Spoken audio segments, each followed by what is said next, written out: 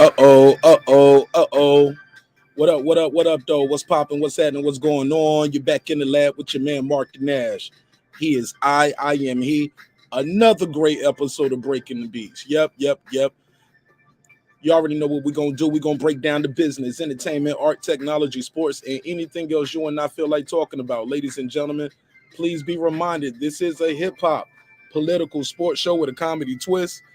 We like to let the jokes fly because life is serious enough.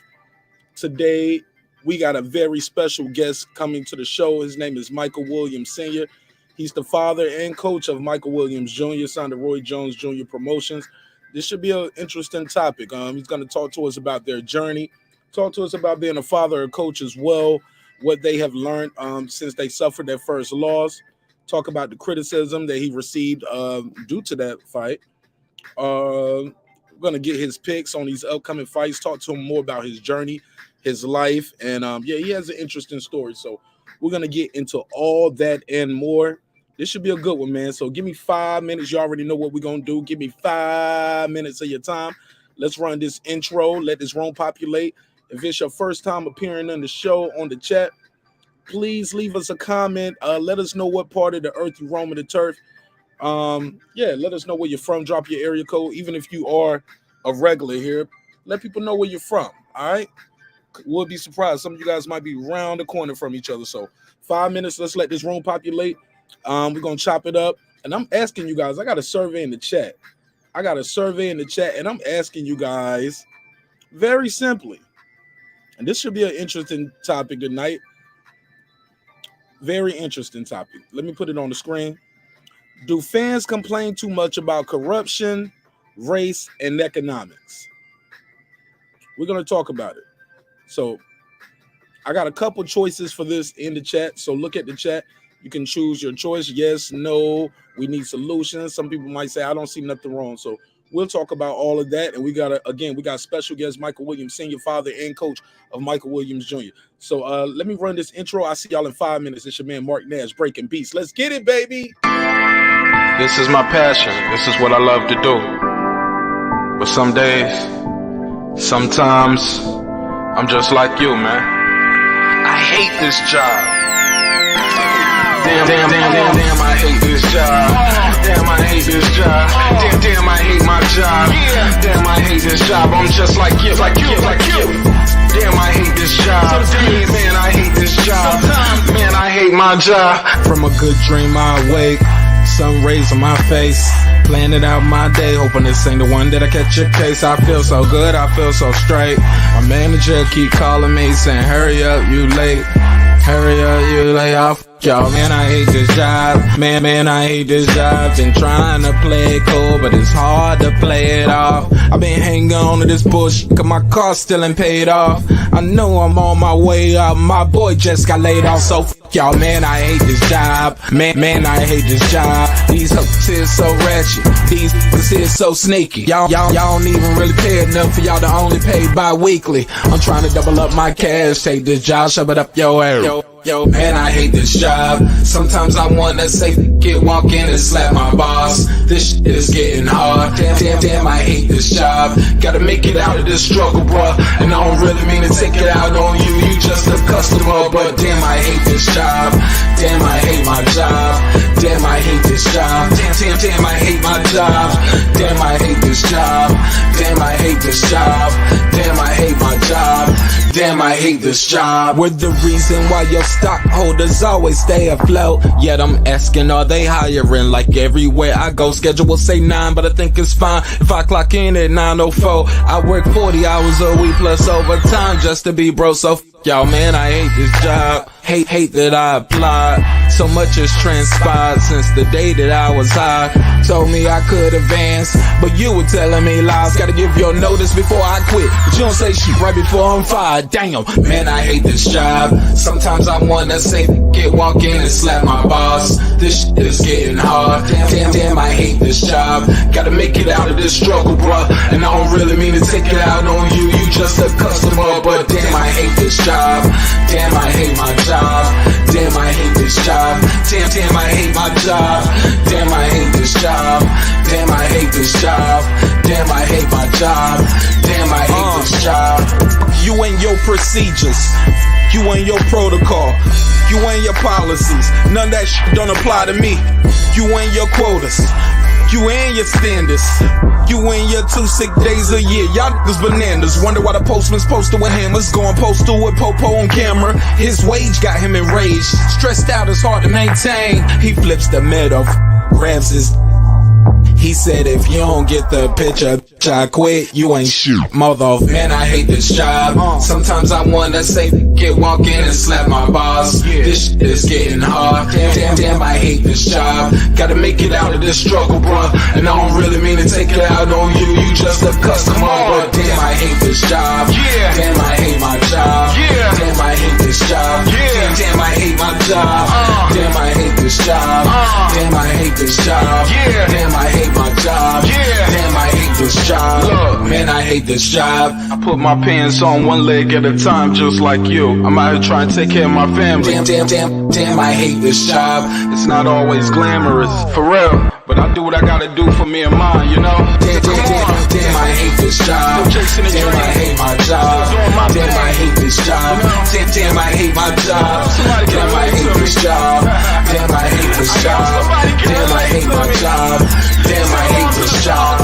Damn, I hate this job. Damn, I hate this job. Damn, I hate my job. Damn, I hate this job. I'm just like you, nigga. Damn, I hate this job. Man, I hate this job.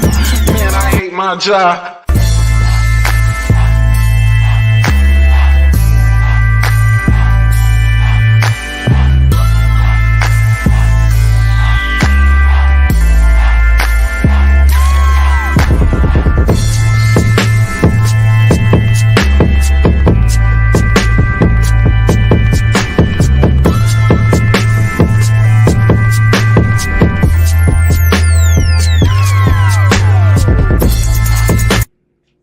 The views and opinions expressed in this program are those of the speakers, commentators, experts, and or the host. They do not explicitly nor necessarily reflect nor represent the channel's policy or the views held by the channel or broadcaster. The broadcaster or its channel cannot be held accountable for all or any views expressed during the program. Basically, if I didn't say it, don't come for me. You come for the person who said it. And please don't sue me for somebody else's words. With that said, let's start the show, motherfucker. This that squad side.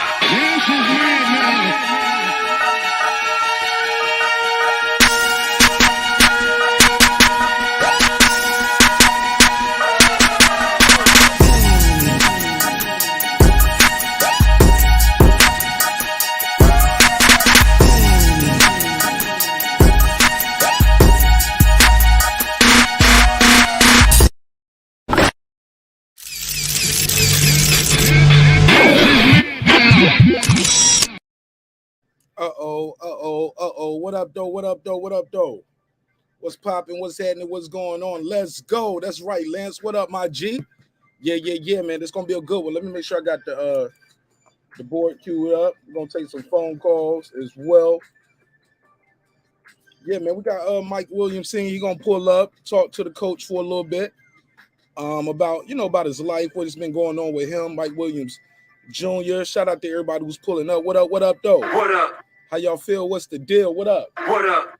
Shout out to Punch. What up? Shout out to Drew. What up? Who else is here early? Shout out to my guy Crucial 13. What up, though? What up, gangsta? How you feel, my G? Yeah. Gabriel Gaming. What up, though?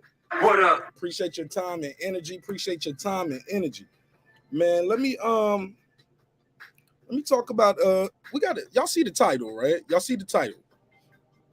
We're gonna ask Coach about this too. We're gonna get Coach up here and we're gonna ask him about the same thing.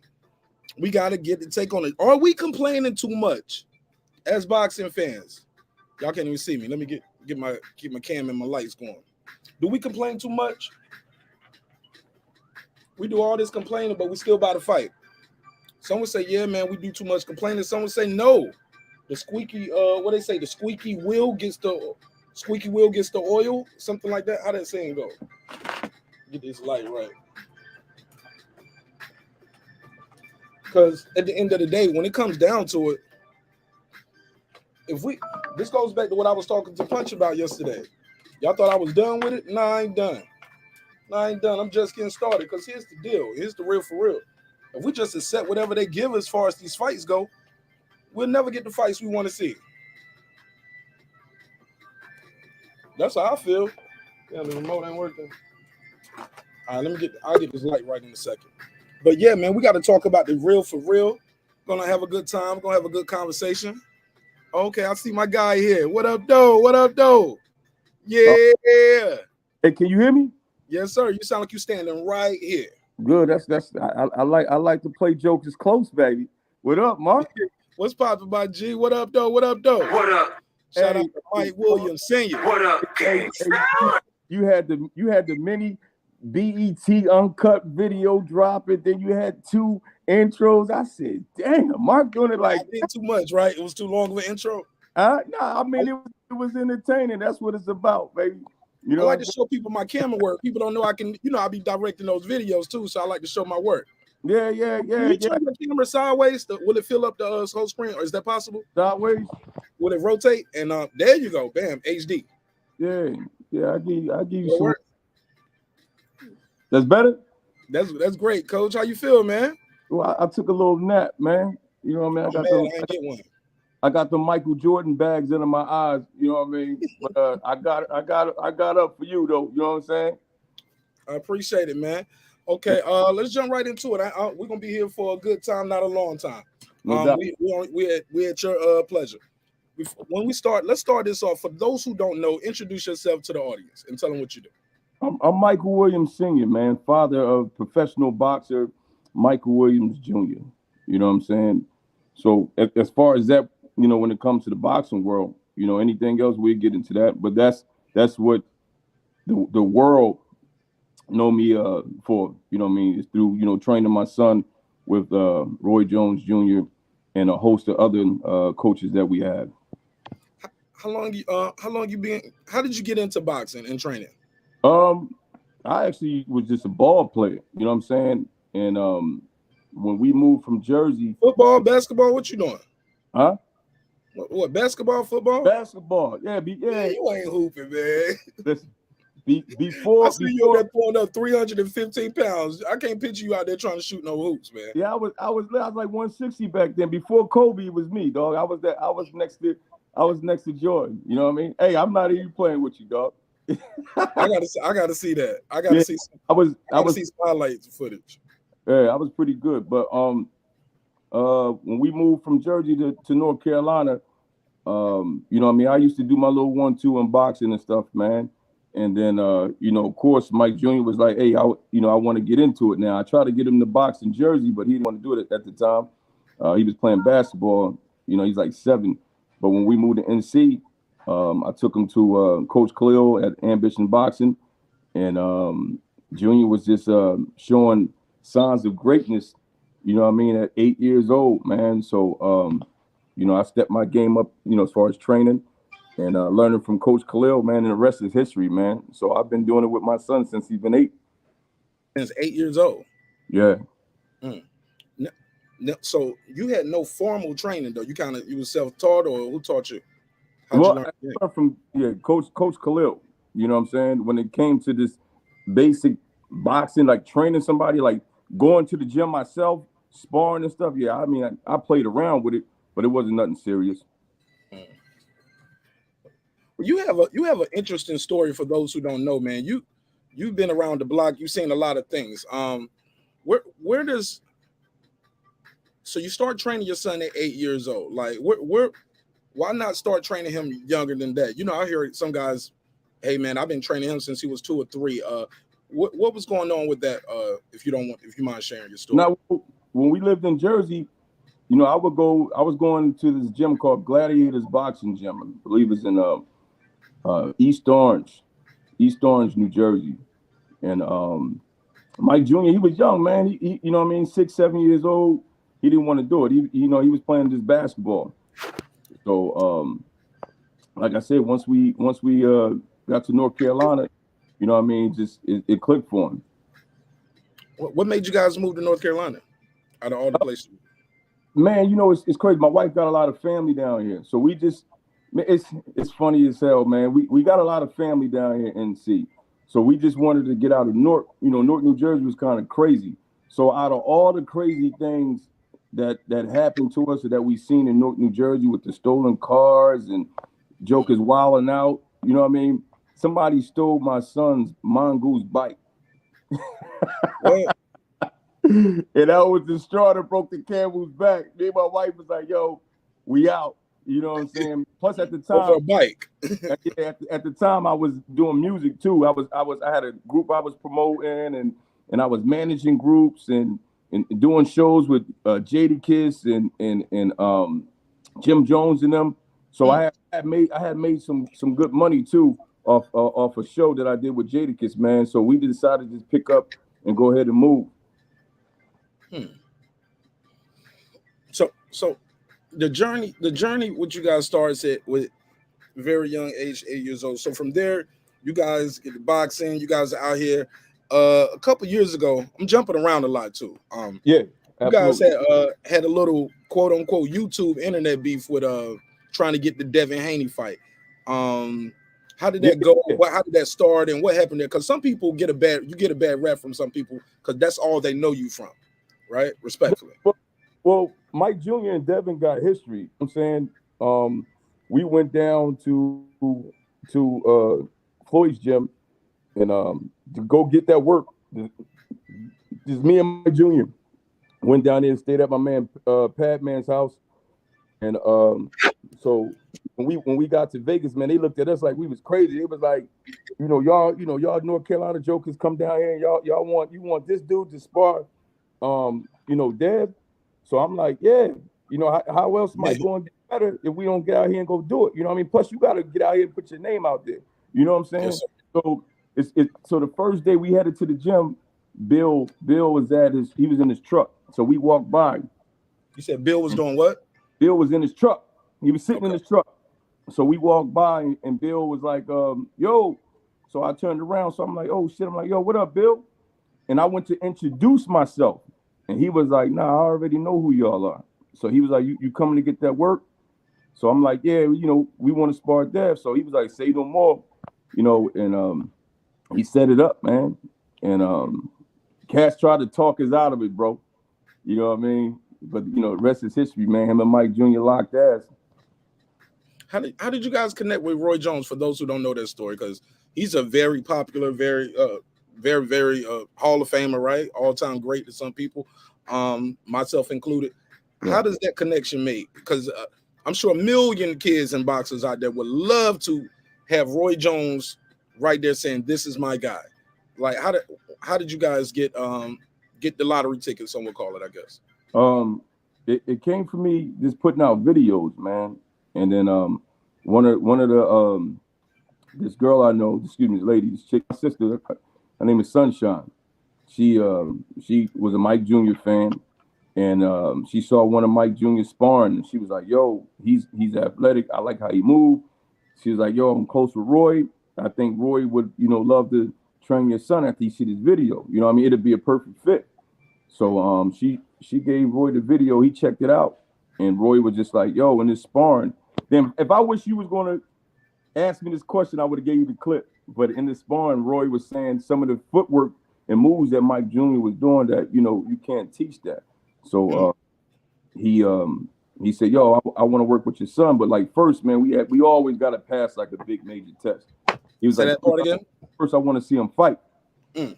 So I'm like, all right, cool. And at the time when he called me, bro, he just called me out of the blue. He was like, yo, y'all ready? I got to fight for you. I want to see Mike. And we wasn't even ready, bro. Like Mike had just took like 3 weeks off. So I couldn't turn down that opportunity. So I said, yeah, we ready. And so he had set everything up for Mike to fight. And he told us to get in contact with this guy named Dean Toole. So Roy, he went out of the country. I think he went to Russia. He was like, when the fight, by the time the fight happens, I'm gonna be back. Right. So that's when you go on Mike's box rec, man. He fought this joker, man. He was like 160 pounds.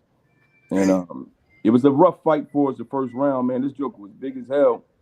And Mike ended up knocking him out in the second round. And Roy was like, I'm fucking with your son, man. How is Mike doing? He's doing great, man. He's doing great. You know what I mean? He's in his he's finishing his 4th, going into his 5th week in the police academy, man. So, you know, it's not as easy as he thought, but you know, he's in there, he's in the process, you know what I mean, to be a cop, man. No, ain't no shame in taking care of your family. Let me say this. Last time we saw Mike, he did suffer his first professional loss.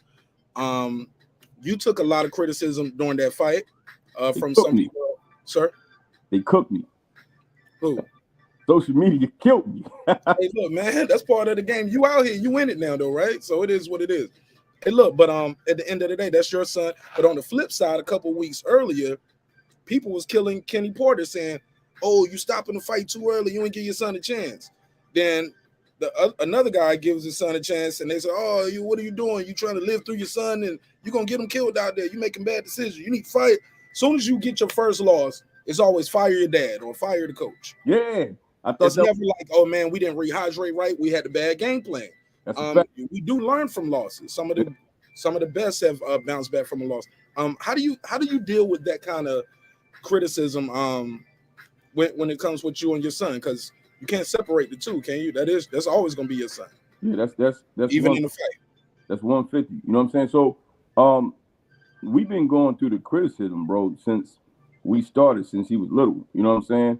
For some reason in professional boxing, the fans, promoters, people just don't like father and son teams. You know what I'm saying? So with our first loss, we knew we already planned ahead. Like, yo, we lose, they gonna cook us.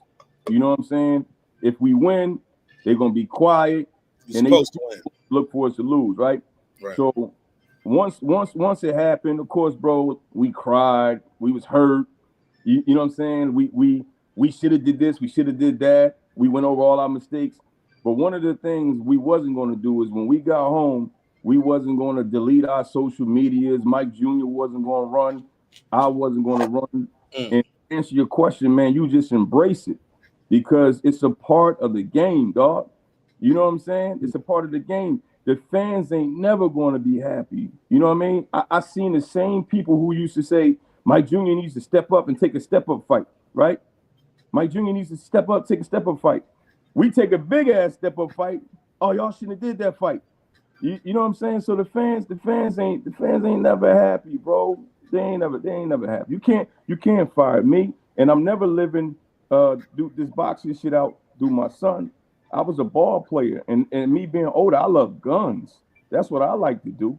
You know what I mean? It's boxing. Yeah, we're gonna get into that. We're gonna get into that too. Yeah, my son is just nice in boxing. So as a father, I support my son. You know what I mean? Like with my daughter. If my son was a professional goddamn a tennis player, you know what I'm saying? I'm gonna do the same thing. You feel me? So it don't matter what it is, but whatever we do, I gotta be there.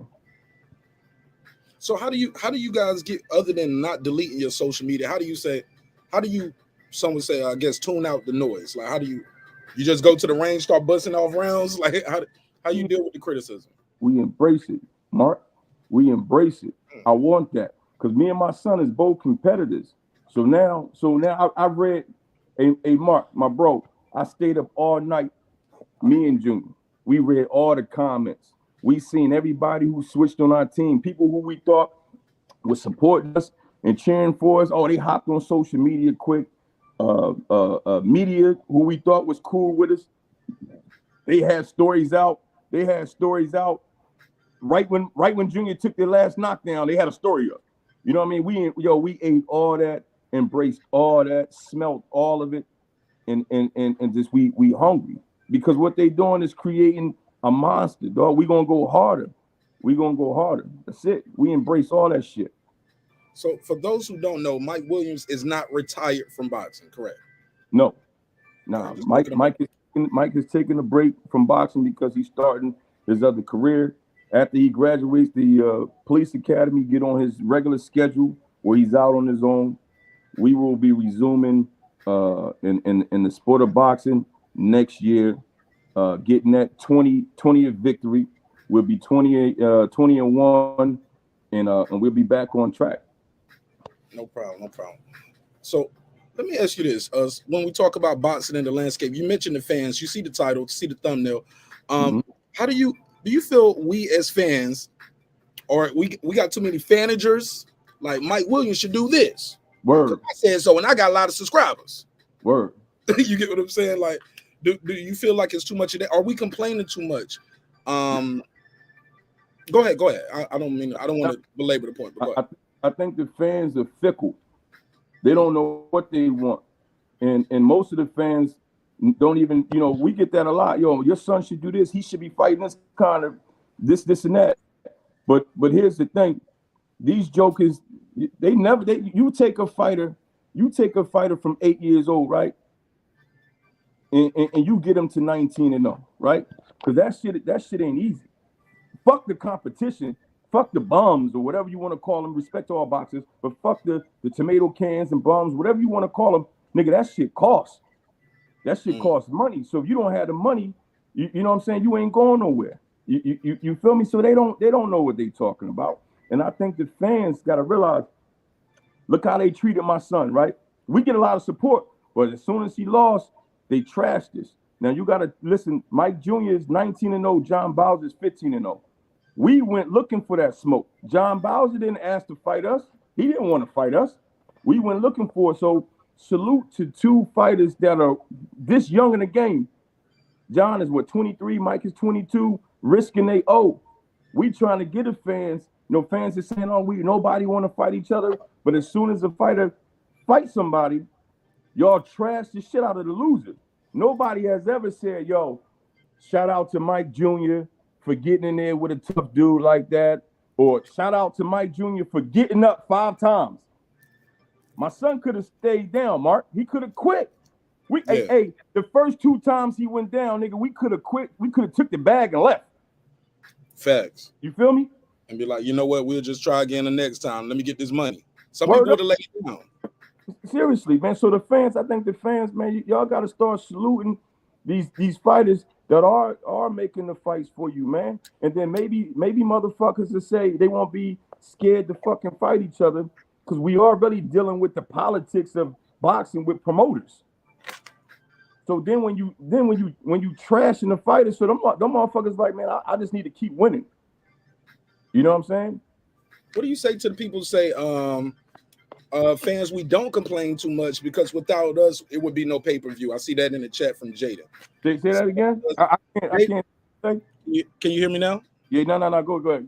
So we got somebody in the chat. He said, without fans, there wouldn't be a pay-per-view. How do you feel about that? He said, we want the fights we want, so that's why we pay for cable TV like Showtime and HBO. And I agree with him. And you should get the fights that you know what I mean, that makes sense without the politics and shit. Unfortunately, we all know how boxing is. That's not going to happen. That's the reason why we haven't seen Terrence Crawford versus Earl Spence. So that's what I'm saying. When you got fighters, both of them undefeated, respect the shit out of that, even the losing. You feel me? But no, I agree with you, bro. You know what I'm saying? We spend our money. We shouldn't, man. We shouldn't be buying. Ain't no way in the world, man. We should be excited about motherfucking Jake Paul versus these guys, man. Come on, man. That shit crazy. You what? Uh-oh. Shots fired.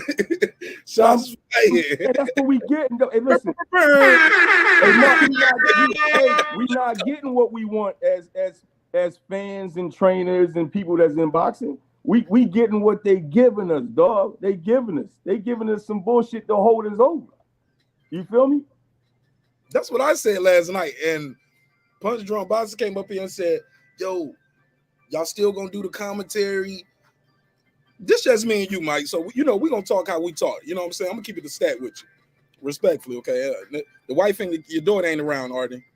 Nah, man. Do your thing. All right, well, I'm going to keep it straight forward, my G. Just because we watch the fight don't mean we going to pay for the fight. Like my example last night was, yeah, I smashed Shorty, but I ain't paying for the pussy. Yeah. Been there, done that. That's different. You feel me? I'm thirsty. I'm gonna get the water, but I don't want to pay $4 for your Aquafina. I go outside and open, take some off the stream, off the tap. That's called stealing the fight. People gonna steal the fight if they want, if they feel like this card right here, Barrios, and I'm gonna get your pick on this. This Thurman Barrios card that's coming up. It's $75, $74.99 with tax, and everything. That's gonna be over $80.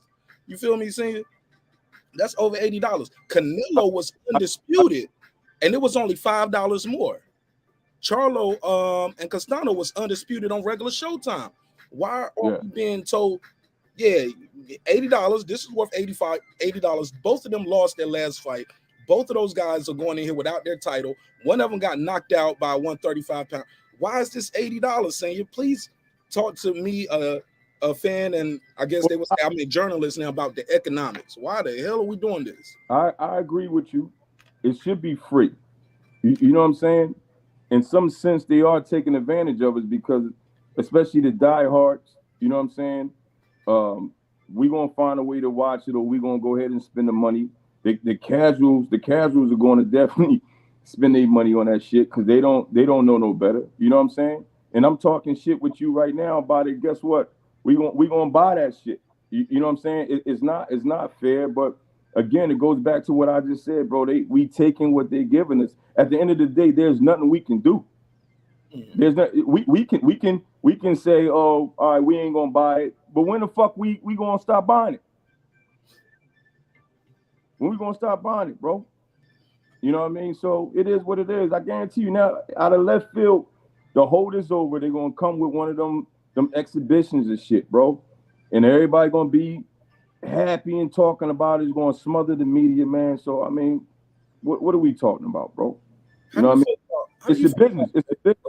It's a business, and it's what sells. Who can put the most asses in the seats? And unfortunately, the YouTubers is killing the game right now. You know what I'm saying? While the real fighters is sitting back, starving, and then when we got our best fighters, then the promoters can't get it right. You know what I mean? And then you got the fighters who just don't want to fight nobody. They want to keep shining. So the game is all fucked up. Did you see the Gary Russell fight? Yeah. I think he did great for a man fighting with one arm. Did you think he was? I like to see the rematch. Do you think he was robbed, senior?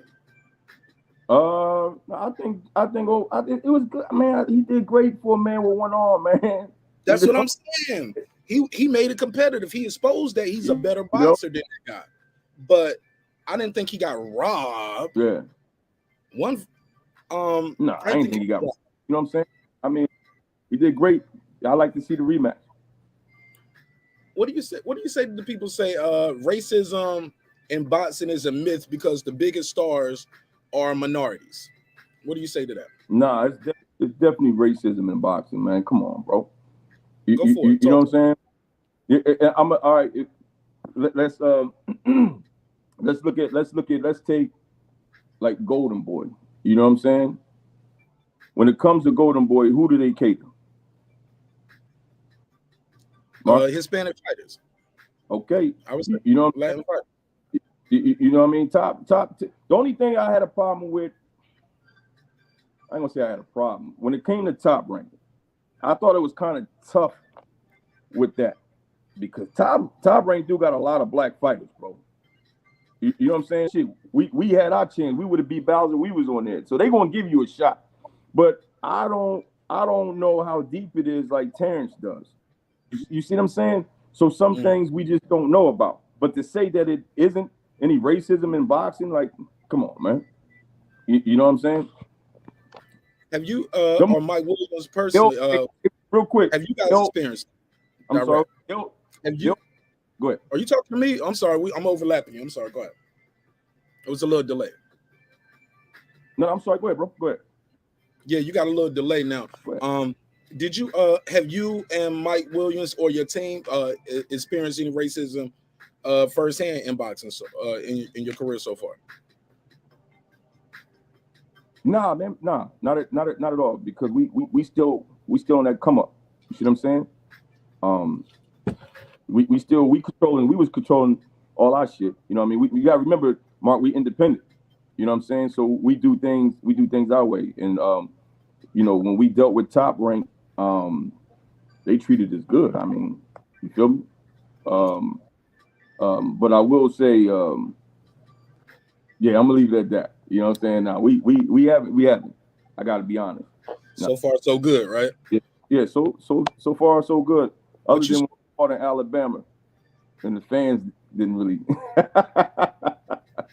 What happened to Alabama, man? Yeah, Alabama. You know what I'm saying? What they do, man? They were chasing y'all with watermelon and chicken or something. Like, what happened? Shit. Yeah, Mike Jr. fought this kid named Anthony Curtis, man, and you know, despite his record, the dude can fight. You know what I mean? He come to make it hard. You know what I mean? And you know, white people was hoping he knocked Junior off, and when we won, oh, they let us have it. You know what I mean? The N-word came out, all that good stuff. Yeah, bro, they was mad. Like, niggas don't come back. I said, man, you know what I'm saying? Yeah, it's just boxing. Yeah. So when you hear guys like Tim Smith say, hey, and you know, we all over the place with this one, man. You know, I want your insight, you know, get it from a coach's perspective. You're an industry insider. You do this, you know. When you hear things like Tim Scott say, Terrence wasn't built into a pay-per-view star, a lot of those guys Spence has been fighting aren't pay-per-view stars as well, correct? Like Lamont Peterson, Sean Porter been on pay-per-view. He's not a pay-per-view star, correct? Mm. He said the economics is what's holding it up because fans will steal it. They won't buy the fight. I disagree with him. I say fans will buy the fight that they want to see, even in a pandemic. Would you agree with that? I agree with you, and that's an excuse. You know what I'm saying? Break it down, champ. Terrence is a star, bro. Put Spence and Terrence in the ring right now and put a date on it. That shit gonna be sold out. What are we talking? And you can't say, oh, it's because Earl brought all that attention. That's bullshit. You know what I mean? That's something that we all want to see. We all want to see that. Everybody. You know what I'm saying? I think that's an excuse. You feel me? When they start pulling that, who's the biggest draw, who's the biggest star, shit, that's an excuse to give us other bullshit fights. So when fans, have you been hearing this? Fans been saying boycott. They were gonna boycott the Ugas Spence fight. Also, they was gonna boycott this Thurman pay-per-view, the Ortiz. It was Ortiz versus Martin. See, I was under the belief, and you know, since we just bouncing ideas, yeah. Me being a manager, the card would have been more attractive. I mean, the Martin card would have been more attractive if this was all together. Like, I still don't understand how is this only $5 cheaper than an undisputed fight with Canelo? Is Mario Barrios a pay-per-view star by Tim Smith's logic? How do you feel about that? When you say, hey, it's nothing we can do, people were saying they're going to boycott these fights. They're just not going to pay for them. How do you feel about that? The fans ain't going to do shit. Hold up. You said we gonna do that? Hold on. It sounds like you just gave me the open hand slap. Hold up. Slap.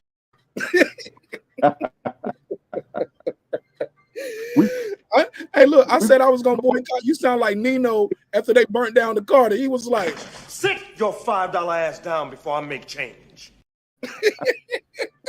Okay. Why you say the fans ain't gonna do shit? Come on, senior. They ain't gonna. We gonna watch it. We might not pay for that shit, but we gonna watch it. We gonna find out what happened. We gonna talk about it. Media's gonna cover it. You know what I'm saying? And niggas is gonna show up, bro. That's what I'm trying to tell you, man. That ain't nobody boycotting. Ain't nobody boycotting nothing. We gonna watch it, dog. We gonna watch it, but we ain't gonna pay the $80. Yeah, we might not pay for it. You know what I mean? I'll wait. I'll sit back and wait and catch somebody on Facebook. Go live with the music with the music playing, you know what I mean, so it won't get blocked and all that. But we gonna watch it. You definitely gonna see what happens. Okay, we was talking about this too. I said certain words in boxing, people use them too much and they use them too loosely. We call people ducks. Right. He's chinny, cherry picking. Yeah. What's some more? Come on, neighborhood. Y'all got me in the chat. But you see what I'm saying? Do you feel like fans just use these words too willy-nilly? How you say it? Well, too loosely without knowing all the details. What say you? Or if a duck is a duck, what you think? Well, a duck is a duck. Then you got to look at the people who talk like that. You know what I mean? Most of the people who talk that shit ain't going to fight nobody. God damn it, they ain't going to fight their coworkers at their job. You know what I mean? But they talk crazy about fighters and suggest who they should do. But it comes with the sport, though. You know what I mean? We can't really get mad at it in boxing because they do it in basketball, football. It's a part of the sport, man. It's just a form of throwing a tantrum because we not getting what we want. That's all. You know what I mean? But at the end of the day, my philosophy is when you start talking like that, when you start calling fighters bums and chinny, make sure you can outperform that athlete. Because if you can't outperform that athlete, then what is you? What are you? You calling this joker chinny? Let one of these jokers touch your chin. But like I said, it's fans are frustrated. We all get mad, so we start throwing out shit like that. You know what I mean? Because we ain't getting our way. Hey, look, because here's the thing. I always tell people, I was like, it was like, he ain't fought nobody. He fought all bums in America. I'm like, you can't knock out 14 dudes at I always say on your street or on your block or at your job or in your high school class. My G, you ain't knocked out 14 nothing. That is fact. Well, you got to be a little.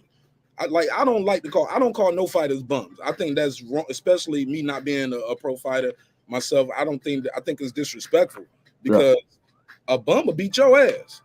That's a fact. You go to my son's box rec. There's some niggas on his box rec that'll get at you. Tonight. Hey, look, no gym, no training camp, no nothing, just straight off the couch. Yeah. You know what I'm saying? I think you gotta be careful with that because when you see these dudes, they real people, man. Look, I got a couple of things I want to talk to you about. If I don't know how much. Are we good on time right now? How much more I got? I told you I took a nap, brother. Okay, cool. Good nap, you know what I mean? I'm up. Well, I'm gonna make sure I got the phone lines open. We're gonna take a couple calls too. That's cool. Yeah. Put the phone line up 470. Let me make sure I got the phone lines open. Bear with me. While I do this, let me ask you this, man. How do you see? Are you paying for the fight this weekend? Nah, no. I'm gonna wait for somebody to go live and watch it that way. But I think that's a good scrap though. I like that fight. I think Thurman should win. I think he's probably going to be he's more rested, stronger. I don't look at that height stuff. But I ain't paying for that shit. Okay. Do you feel like I told people this? This was a lose-lose for Thurman and boxing. And here's why. Yep. If he goes in there and blows out Mario, if he goes in there and does Mario Barrios in 4 rounds, he's supposed to beat him, right? Okay. They say you're supposed to beat him. You keep one-time Thurman. If you go in there and you struggle with him and you finally do get the stoppage late, they'd say, well, they're going to be comparing your performance to Tank Davis, who's a lightweight. Well, here's the thing. Here's even worse, though. Listen, the last thing. But let me say this. If he goes in there and loses, he's washed up. It's over. They're going to say he's over. If he goes in there and sells the place out and does a hell of a job on the pay-per-view, that's bad for us as fans because they can say, oh, yeah, we can definitely keep giving them whatever they want to. We just sold this place out and made good money. Mm-hmm. Thurman and Barrios, 2 guys coming off losses, losing their titles. 1 got knocked out. It's a lose-lose for all of us and them. But go ahead. No, I feel you on that. Again, I think it's a good scrap, man. Barrios is good, though. You know what I mean? Because this is what they could have did. Upon Thurman's return, they could have got some joker from overseas that we never even heard of. They got a winning record and ranked and ranked him overnight and put him in there and Thurman knock him out.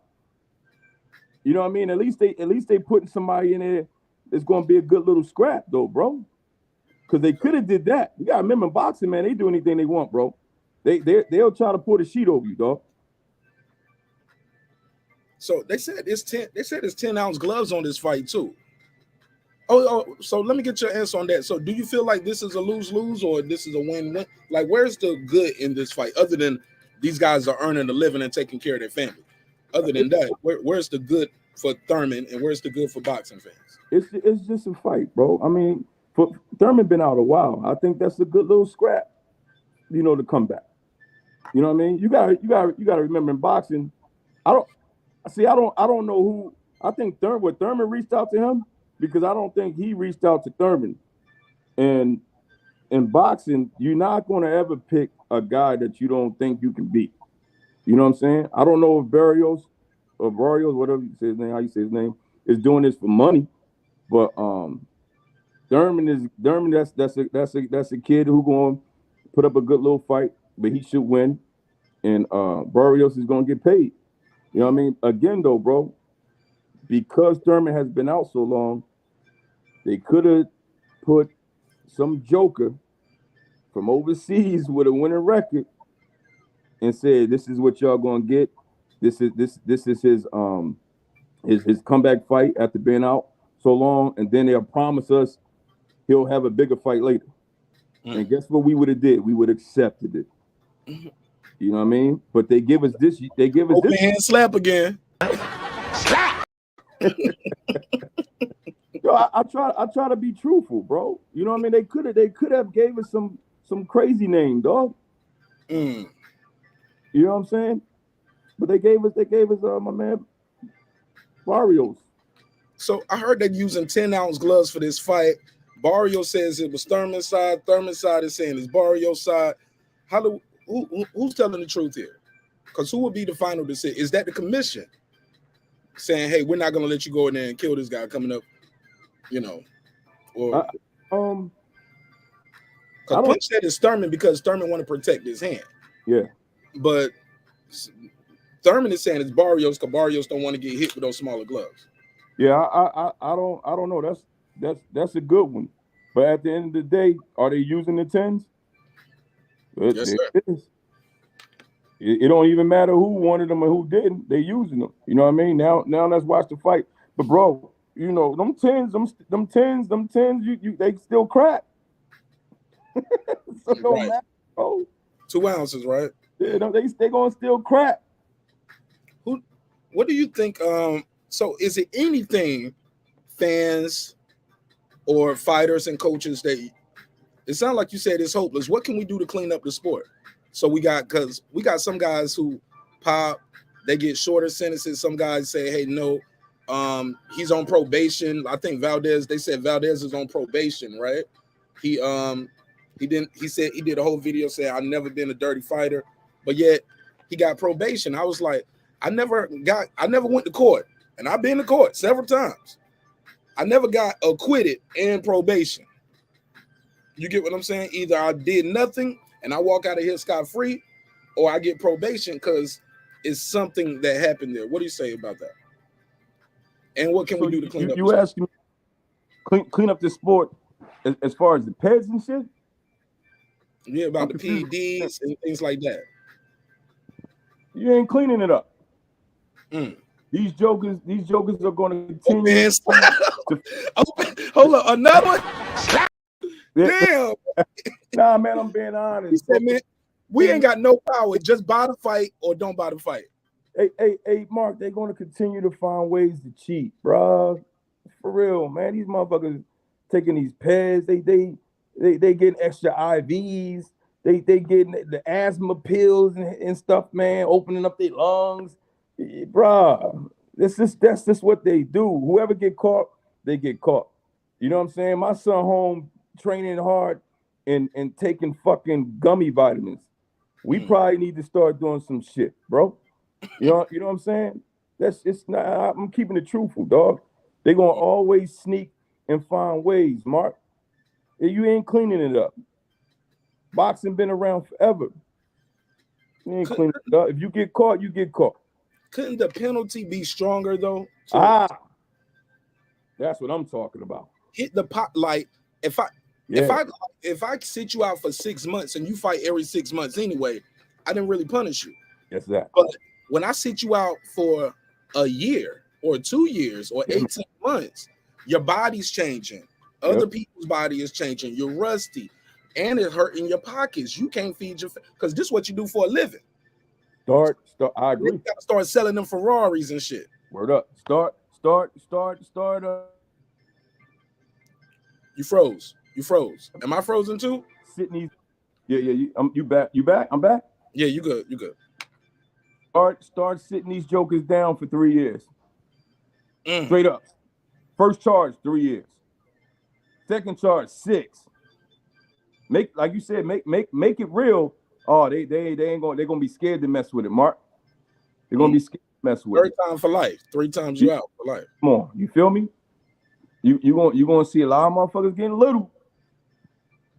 All them extra abs and shit and veins and shit, dog, making weight extra strong. Motherfuckers moving up from fucking flyweight to fucking middleweight, knocking niggas out. All that shit has stopped. You know what I'm saying? Who do you got? Who you got as do you feel like the game is set up for us this way? Like they could do this if they wanted to, but they choose not to. Why?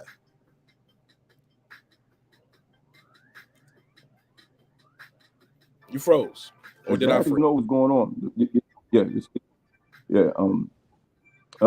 It's you got to protect the stars at some point.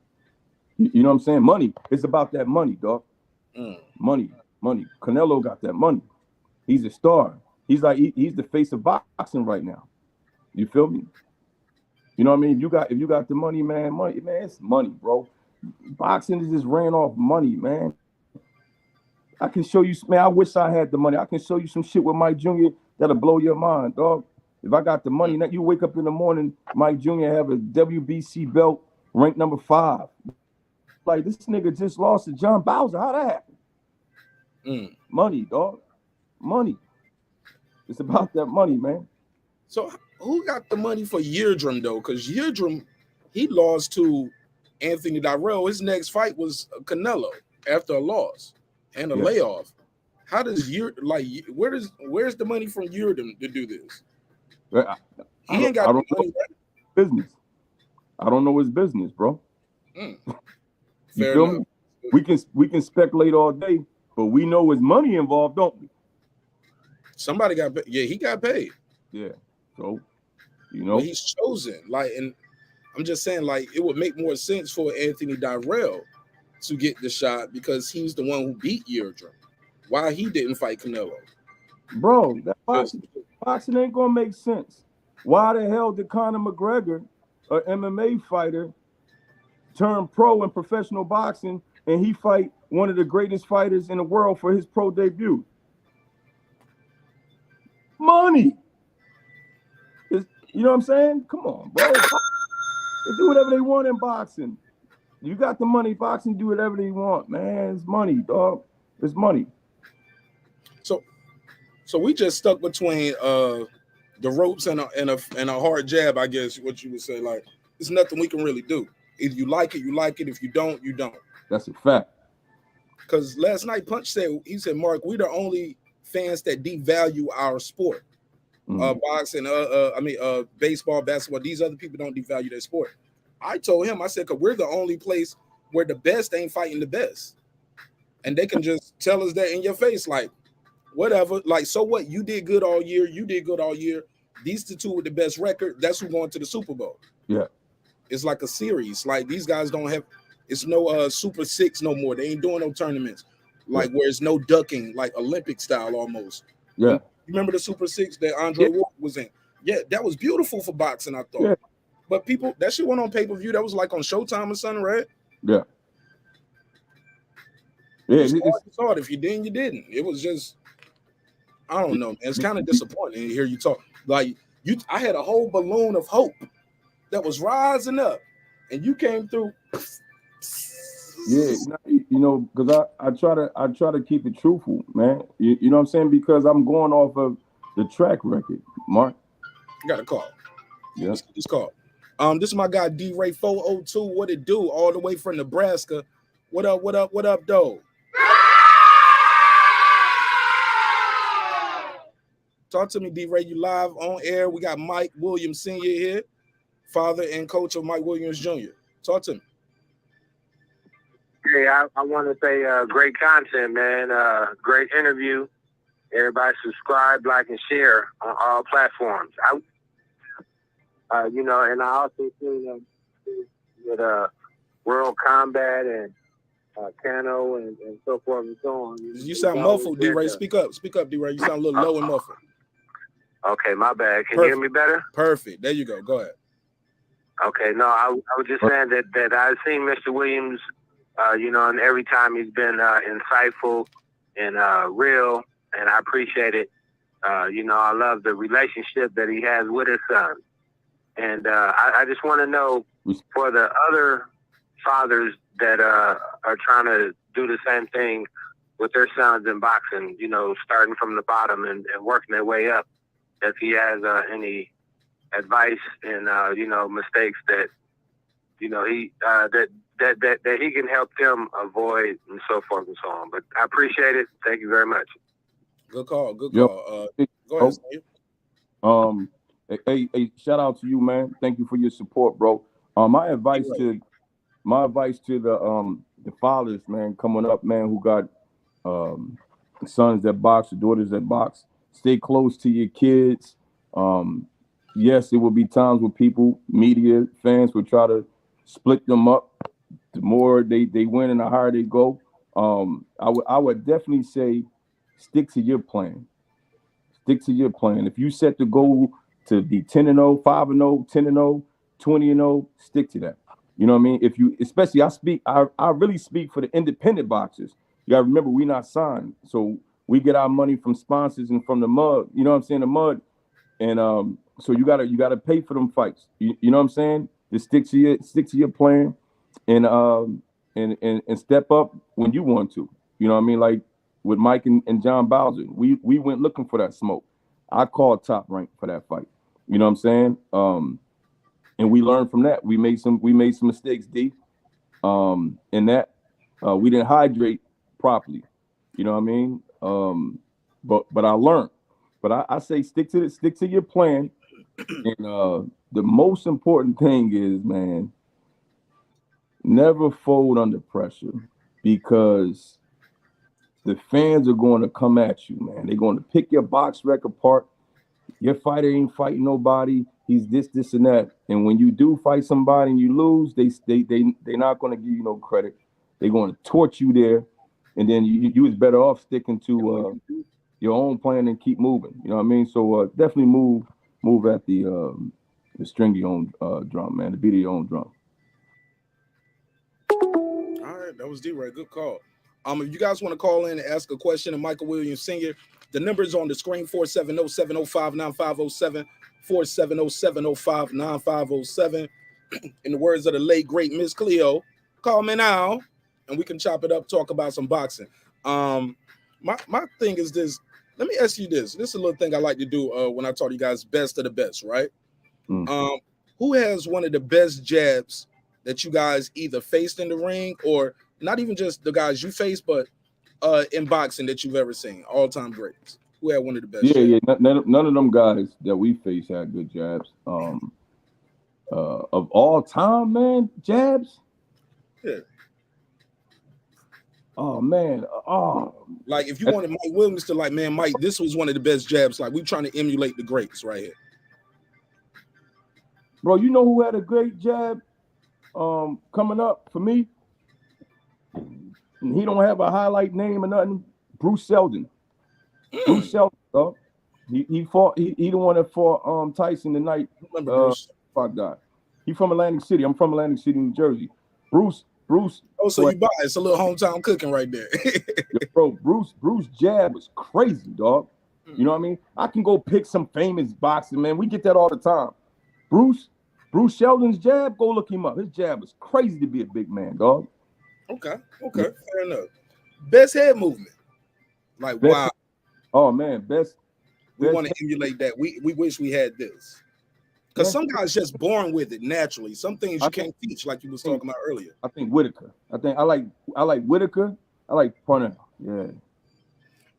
Yeah, because what Purnell does, I wouldn't try to tell a guy to do that. It's like, man, that's dangerous. You see guys, you can make a highlight clip of guys doing like this, hands low, doing and getting, see the soul leave their body. You'd be like, is he okay? Don't even count. Get he needs the medic. You get what I'm saying? Because he was doing too much, trying to be Purnell. You can't teach some of that. Mm-hmm. That's like he's been doing that since he was a little boy type stuff, right? Best footwork. The best footwork. Somebody said all Roy Jones. Oh no, somebody said Ali Roy Jones. Okay. For head move. Yeah. I gotta go with Ali, my brother Roy, and Lomachenko. I like Prince Nassim too, but yeah, I like that. Shout out to my man who posted that. Appreciate that. Yeah. I don't know. I thought he was talking. Maybe that came in for head. Maybe he was talking about head movement, but footwork too, I guess. Yeah, footwork too. Ali for a big man. You know what I'm saying? Yeah. Okay. Best chin. Best chin. Yeah.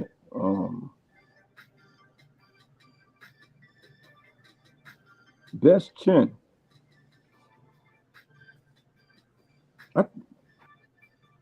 B-Hop got it. I'm thinking one time he got it. I don't know, man. I was gonna go with B-Hop. B-Hop had a nice chin. You know what I'm saying? I don't know. George, I think George Foreman had a nice chin, bro. You don't think so? Yeah. I thought Holyfield had a chin too. He was just in there too old in there last time fighting the dude. Holyfield had a damn beard. Hagler had a beard. B-Hop definitely had a beard. Yeah. Ali had a beard to his detriment. Absolutely. Yeah. Okay. Somebody said clips. I guess he messed up earlier. Okay. Holyfield, no doubt. B-Hop. All right. Let me ask you this, man. Again, if you guys want to call, the phone lines are open. If you want to ask a question. Before I let you go, I would be remiss to ask you why you brought up something, and I wanted to follow up on that. I forgot. You said you guys didn't rehydrate properly. What do you mean exactly when you said we didn't rehydrate properly? Well, number one, man, when it comes to Mike Jr. fight, I no excuses. We got our ass beat that night, clearly. James Toney, that's a fact right there, boy. But I was warned, man, by Roy, not to fight Mike Jr. at 140. You know what I'm saying? We did, and then we end up going too low, Marq. We dropped down to 138. And slow down. You said you was warned not to fight him at 140. What do you want you guys to fight at? Well, we 147. 147. You know what I'm saying? 147. Mike is good. See, again, Mike is caught up in the middle. At 140, he's draining himself. At 147, we can't really bang with the big dogs because he's not big strong enough.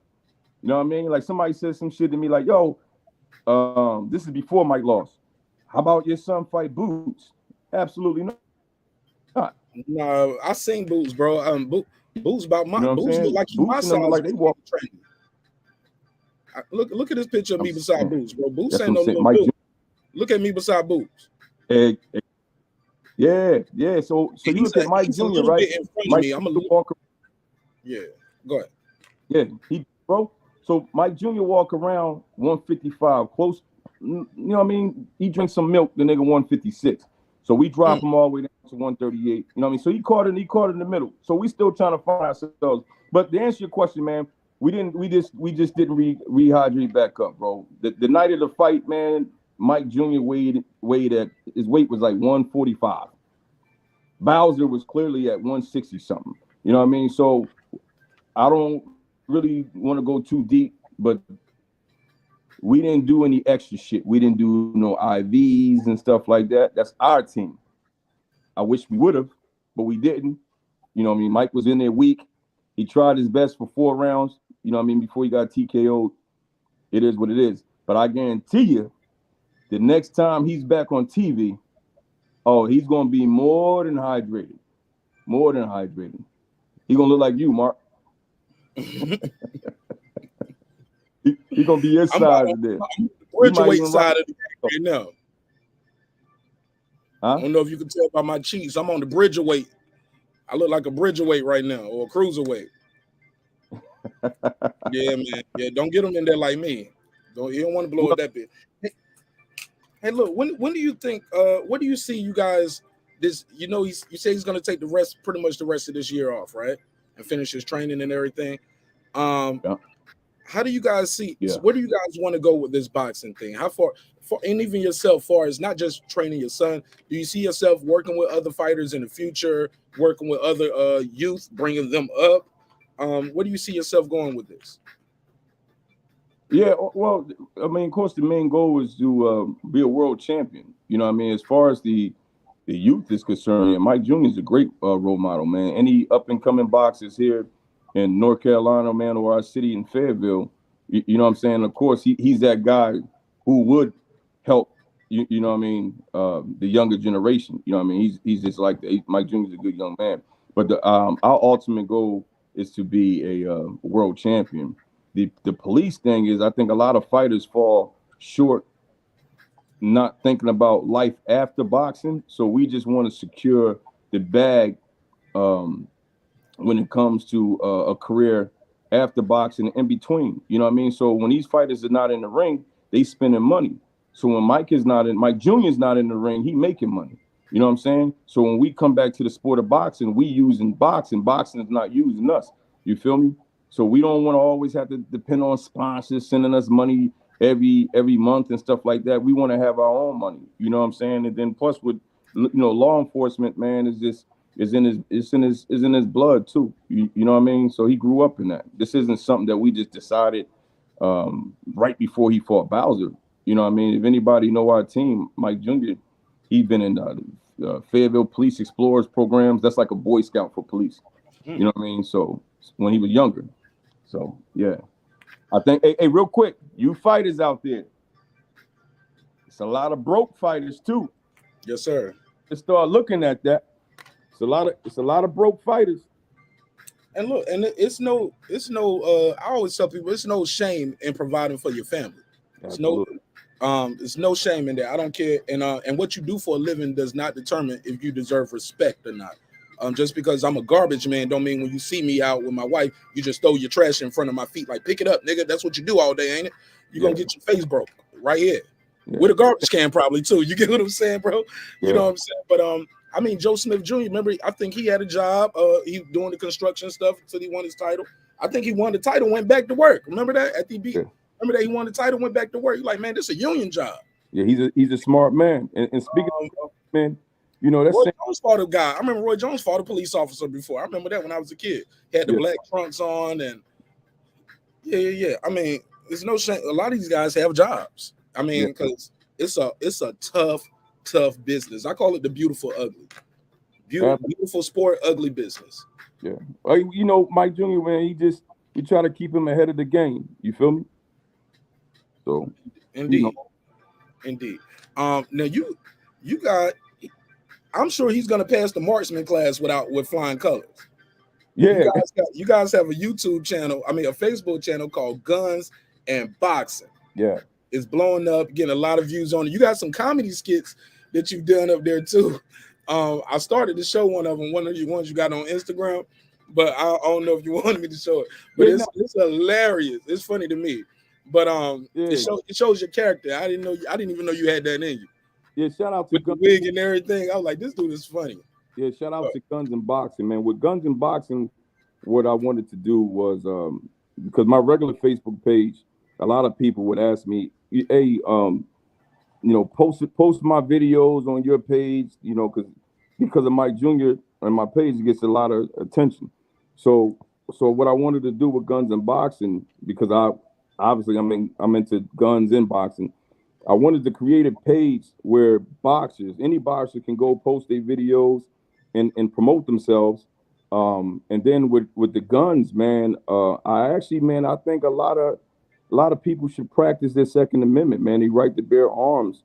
In that group, man, we got a lot of firearm instructors that help you get your carry and conceal. You got any gun questions? You want to know what the latest weapons is out? You got any questions about guns?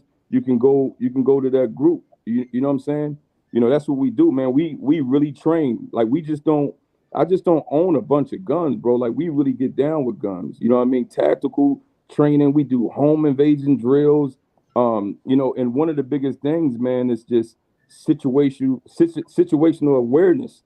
A lot of people don't have that. You know what I mean? Just having a gun ain't just it. It's a way of life with a weapon. You know what I'm saying?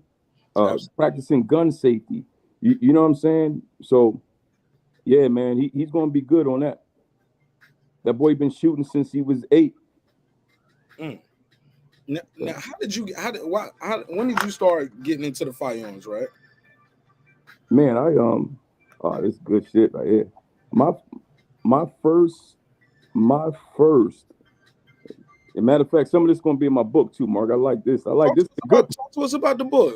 Do you got the title for the book yet? Nah, man. I want to release my book, man. I'm trying to wait till Mike Jr. win a world championship, man. God damn, it's a little bit harder than what we think. So I might have to drop my book here in the next couple of years. You know what I mean? But I think I don't have a title yet. My first interaction with the weapon, I was 16 years old. My bro came to my house, and he gave me a revolver, and it was a situation. We had a problem, and went out there, took care of the problem, and I fell in love with guns. But again, like I said, I was a basketball player though. You know what I'm saying? But I had a thing for revolvers ever since then. Let me. For those who don't know, you do have a checker pass, respectfully, right? Yeah. Can you share any of that? Yeah, statute of limitations, or no? You ain't no paperwork or nothing, right? No, I don't look. We ain't gonna turn this to Vlad. I don't want to get nobody banged up. You know, they say he get people indicted. I'm like, no, they say what they want to say. Oh yeah. No, they say what they want to say. And but talk to us, man, about your past, man. For those who don't know, you kind of got a slightly checkered past, and you are a rehabilitated man. Give us a little bit of your backstory. Yeah, I did 3 years in prison. You know what I mean? So messing with these guns, they have gotten me in trouble. They got me out of trouble. But I made history. And look, check this out. It's Black History Month. So this is perfect. I'm one of the few black men in the world to ever get a felony expungement. You know what I'm saying? So that's big. That's big. You know what I mean? So I did 3 years in prison, man. A dude tried to rob me. I shot him. I didn't really understand the law back in the days, you know what I'm saying? This is in the 90s. So I ended up having a public defender. You know what I mean? At the time, Mike Jr. was just born.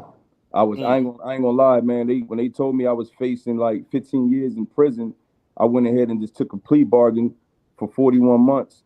Ended up doing 36. You know what I mean? They told me the next time I would see Mike Jr., he would be 15 years old, 16 years old. And at the time, bro, he was only like 3 months. So that scared the shit out of me. You know what I mean? So I ended up just doing taking the 41, did 36 of that. And when I got home, man, Mike Jr. was 3 years old. You know what I mean? So it was one of the best feelings of my life, man. So I'm still chasing that. You know what I'm saying? Somebody was trying to rob you. You shot them. Yeah. How old were you? I was like 22, I believe. So no felonies? Did you have any felonies? I was in the Army, bro. I was in the Army at the time. You know what I'm saying? I was in the Army at the time, but when you leave off of the Army base, you go into the next town. So what happened was, dude, they tried to rob me. I ended up shooting him. So instead of me calling the cops, waiting for the cops to come and tell my side of the story, I didn't do that. You know what I mean? Because this ain't my first rodeo with a pistol. You know what I'm saying? So I was ignorant to that, dog. So when you think you can get away with something again and again, eventually it'll catch up to you. So, boom, he goes to the hospital. See, I didn't know. I know all this stuff now, but he goes to the hospital. So when you go to the hospital with a bullet in your body, the detectives show up. So Automatic. He's not going to say, I tried to rob this dude and he shot me. So he made me the bad guy. You know what I'm saying? So I tried to, tell them what happened. Even my homeboys that was with me, you know what I mean? But I was hey, bro, I ain't gonna lie to you. I was real ignorant with it though, bro. You know what I'm saying? I wasn't, you know what I mean? I wasn't cooperative type, you know what I'm saying? So end up, getting discharged out of the Army and did my 3 years in the state penitentiary. Now, the beautiful What state was this? Huh? What state was that? Kansas. Yeah. yeah. Kansas. Oh, Kansas in the 90s was still rough. You feel me? So, like, you live and you learn. But look, shout out to Kansas, though, because the way I got my expungement, Mark, is, it took me like 14 years of just being out of trouble. And I called the lawyer in Kansas, right? And the lawyer said he remembered me, bro. So I was complaining to the lawyer because when I used to apply for jobs, I would get denied. And one day I asked one of the managers, I said, yo, I really want this job. And he was like, man, we can't have you, man. You got aggravated battery. It says right here you got a murder. You got what? Now, so it says you got the manager said, hey, you got aggravated battery. It says you got a murder on your jacket. So I was like, a murder?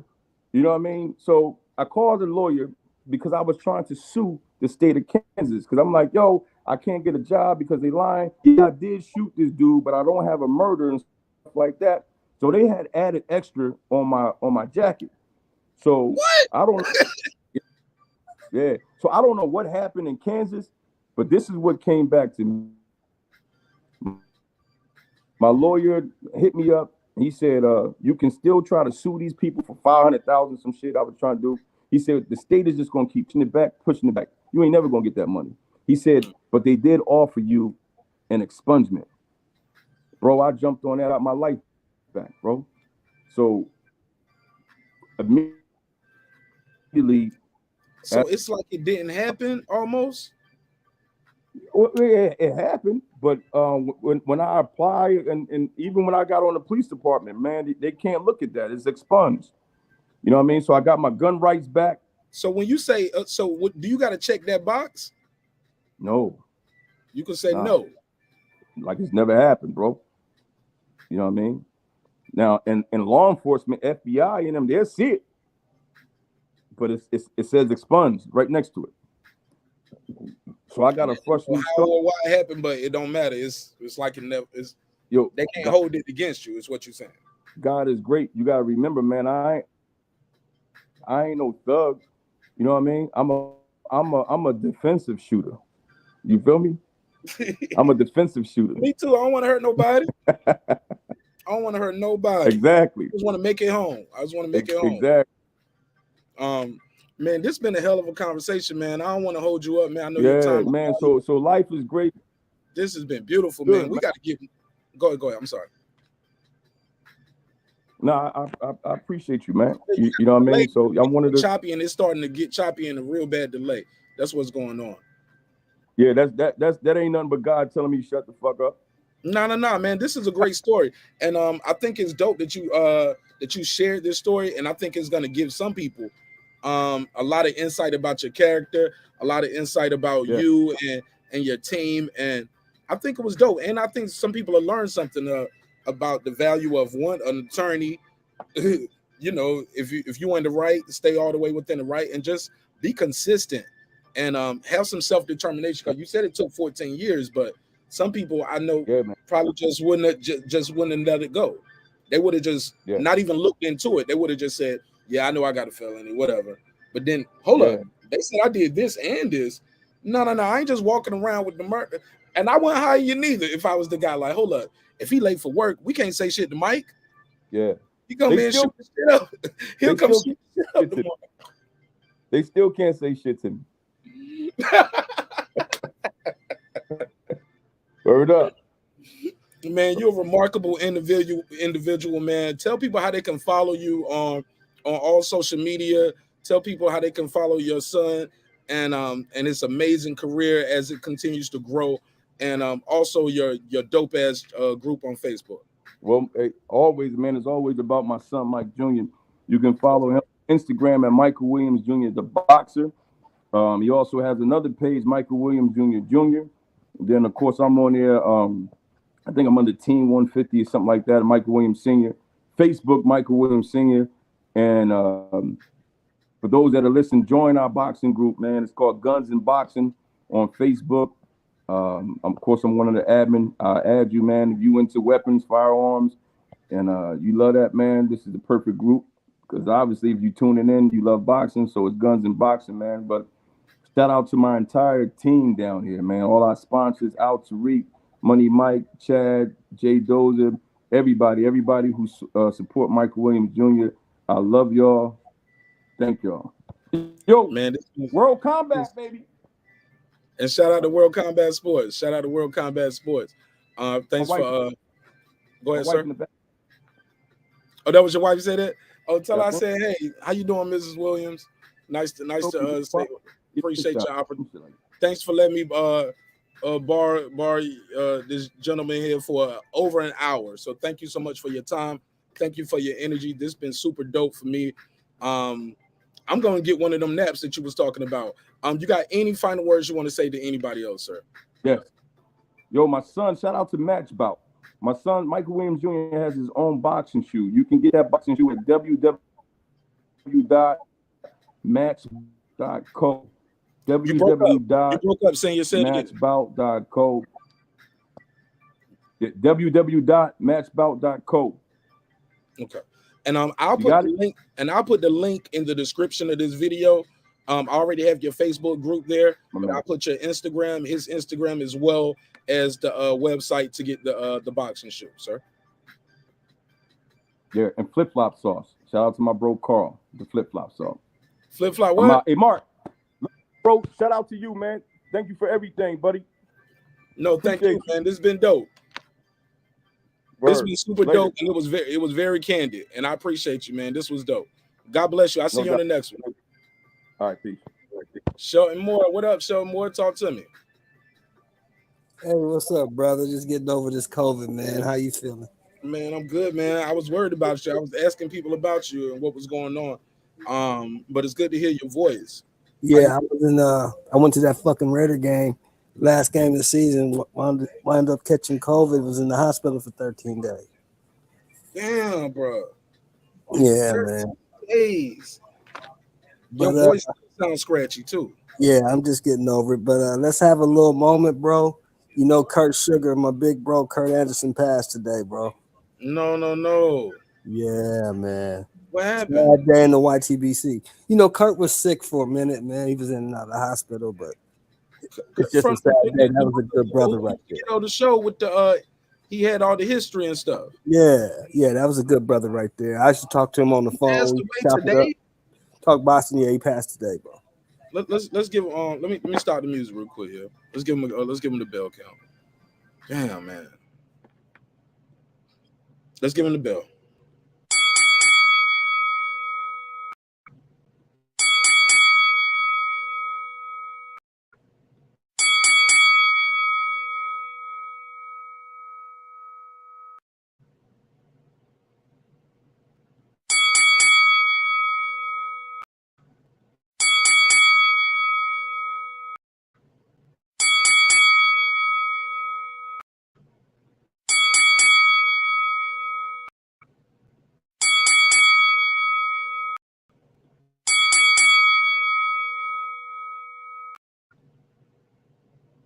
Rest in peace, man. Rest in peace, bro. Damn, man. That was a good brother, man, with a lot of boxing knowledge and a real good friend, man.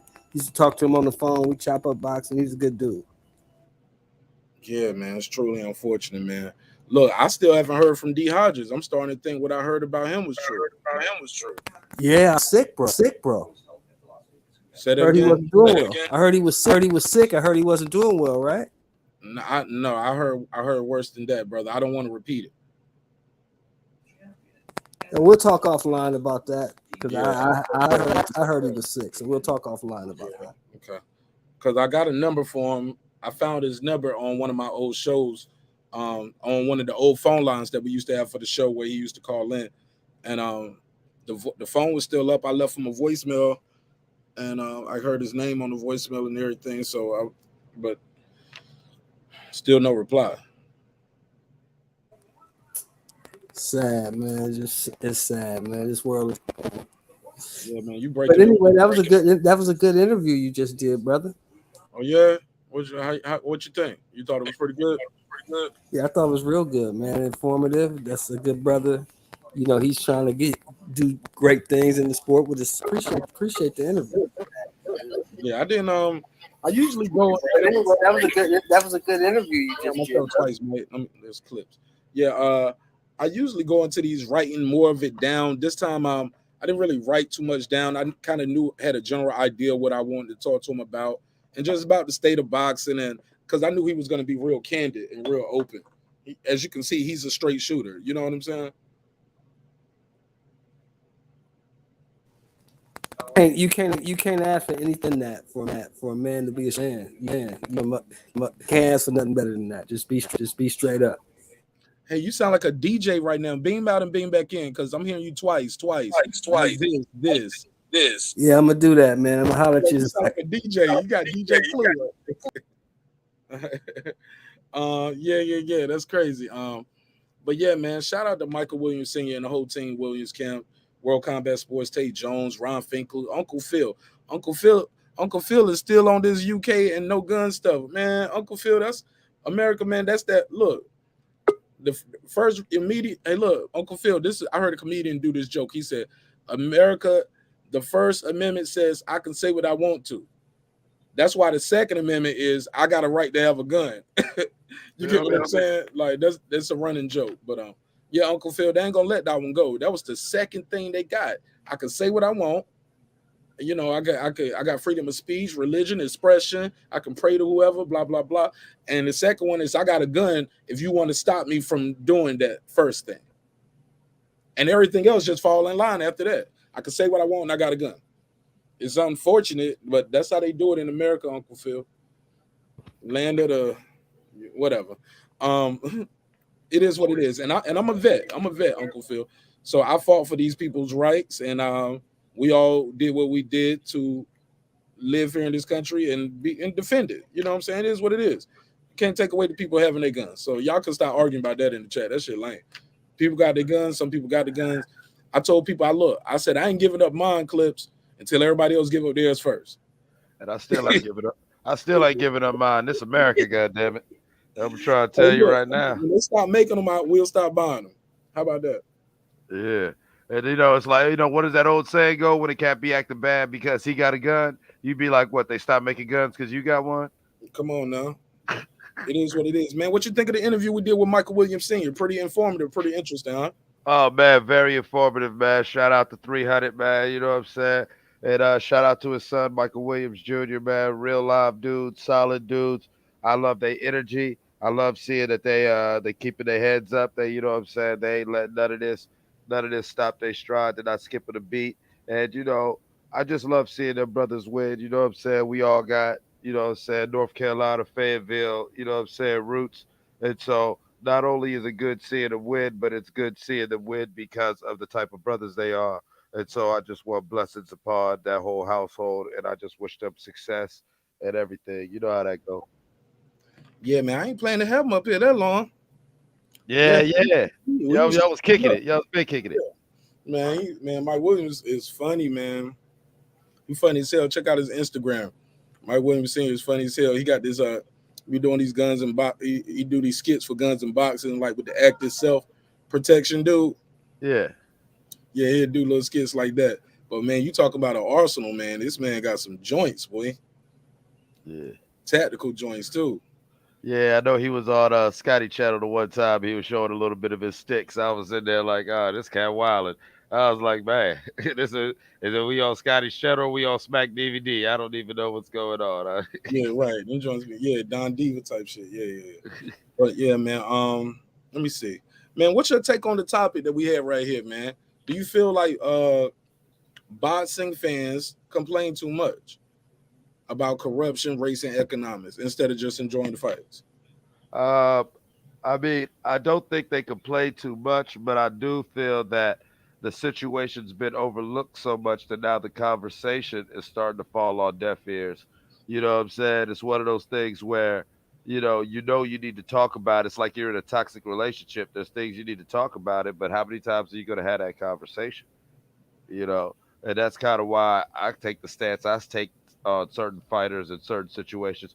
And you see, in the past few years, the fans have been on it to where no, we're done complaining. We just gonna start boycotting certain fights, or just say fuck it. And then as long as you know, I say it once again, as much as they've been given a black eye to the sport, they've also done a great thing as far as the Paul brothers and try to give fighters their money and try to get fighters, to deal with the economics and the fact that they can come out of nowhere and do what they're doing, that also shines a light on the corruption of boxing. Because you say to yourself, well, why the hell can these guys come out here and they can cut the line and jump right to the upper echelon of prize fighting? Meanwhile, I'm out here going through the motions and the paces, and I can't get a chance. And then when you also look at them, it's like, oh well, maybe it's because these are two white dudes, so that addresses the race. So you feel what I'm saying? Like all three of these topics, they're all getting addressed in their own fashion by the boxing community in our own time. And I think we're going to get to a point where, yeah, it's going to be no talking. You're just going to see that certain promoters and certain fighters, it's just like, no, the fans, we're just going to be done with it. Mm. Because that's the only way it'll change. At the end of the day, as long as we buy whatever the hell they shove down our throat, they're going to keep shoving shit down our throat. And you can't blame them. You feel what I'm saying? You really can't blame them from a business aspect. So as the fans, we've got to demand a more solid product. We've got to demand more integrity within our sport. And definitely, as far as the racial thing, you know, I believe as Black Americans, it's one thing to support Black fighters, but it's another thing to really give them that real support. Buy the pay-per-views, buy the merch, and let these fighters know that they have a fan base of their own, a platform of their own, and they don't need to marry themselves to these bitch ass promoters. Hey, look, this is the way I look at it, man. Mike Williams Sr. was like, yo, it ain't gonna change. He said, y'all ain't gonna boycott shit. Fans ain't gonna do shit. I was like, damn, that's the open hand slap. It gave me the slap. You know what I'm saying? Like, just deal with it. And I was like, damn. He's like, it is what it is. It's been going on since the beginning of the time. And then he said, look, if I had the big enough bad, he said, Mike Williams coming off his loss, I'll be in a title eliminator or something. WBC silver, getting this or that, you know? Uh-huh. And And he's not wrong. I asked him, had he experienced any racism in boxing? He said, to be honest, not as of yet. And he said Top Rank actually treated him very well. And I was thinking, shit, that's when I thought they would treat you worse when you coming up because you don't have a voice, you know? Yeah. But he was like, nah. But he didn't say Terrence don't. He said, I'm not gonna say his case isn't different, or not to use the word case, but his situation. So it is what it is. It was a good conversation. I ain't mad at it. I ain't mad at it. Yeah. Oh, I ain't mad at it at all. But you notice what he said. What he said alludes to what I said. Boxing fans ain't gonna go nowhere. Y'all gonna still. You love the sport so much, and that's sad. We're such fanatical fans that we just want to see some fighting, and they know this, and they're taking advantage of it. And so, as long as we are still just able, as long as we're just so willing to take whatever they give us, yeah, they're gonna give us whatever the fuck they want, and then naturally yeah, we're gonna get more of these damn fight cards where you probably got one or two fights that are even worth looking at, and then a whole bunch of bullshit on there so they can fill up the calendar and stretch it out. This is a way of them, stepping on the dope. You know what I'm saying? And stretching it out. Mm, So if we demand the pure, we'll get the pure.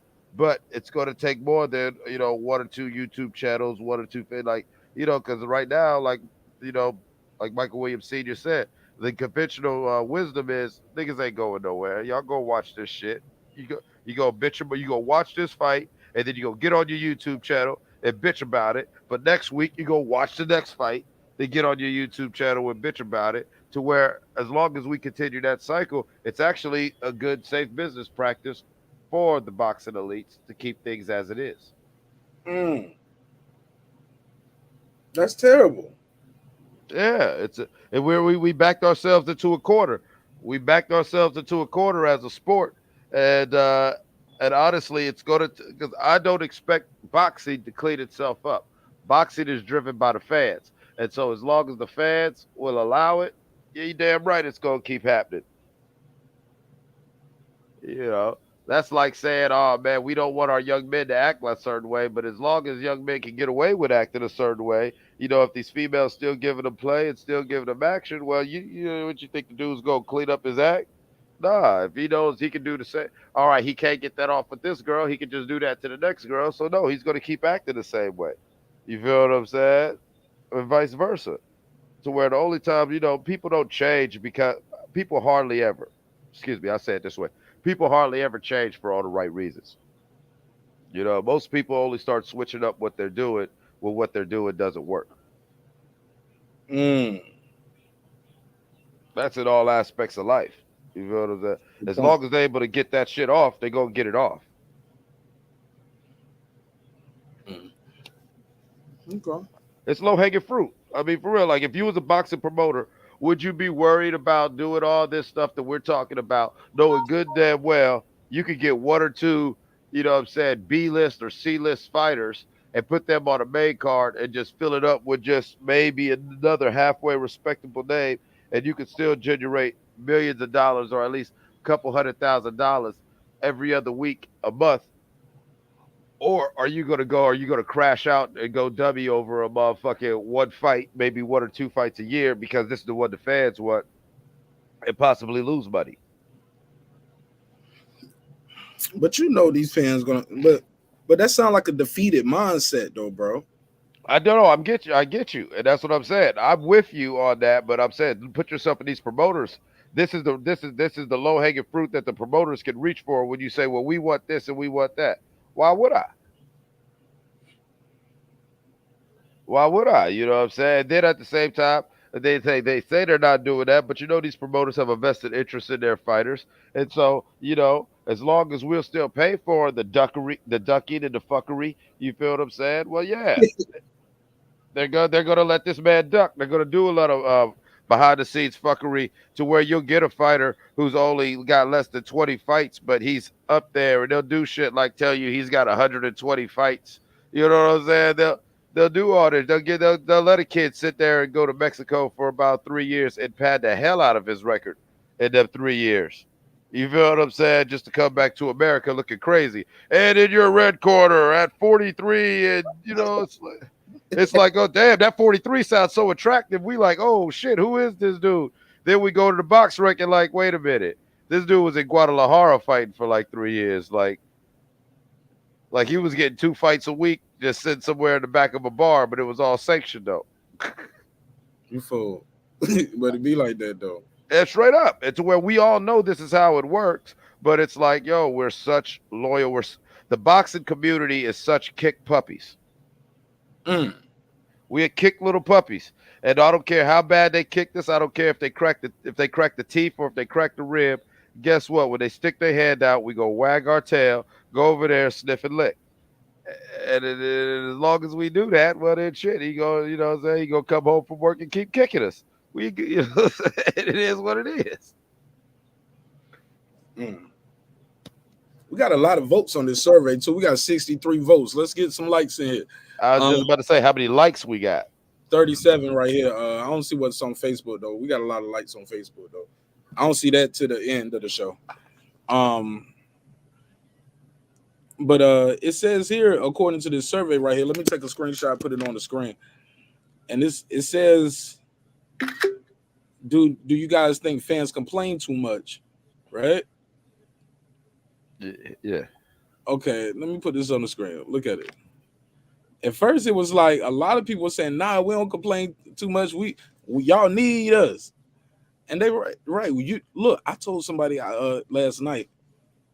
I say, yo, we think the boxer is the product. No, man.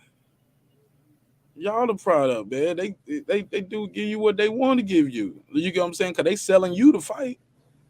You Man, get it's what I'm no, I get you saying? 100%.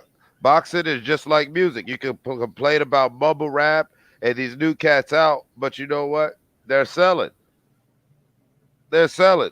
You know, Damn, I was trying to ask Mike Williams that because he said something about Jake Paul, but he also said something about Canelo. I didn't follow up with the other question that people would have wanted me to ask because I don't want to put him in a position to get sued or me. You know right. what I'm saying? But he brought up the Canelo thing. But I should have asked him, does he think Jake Paul is good or bad for boxing? You know, I've had my opinions about it. As you know, I've been very vocal within the neighborhood.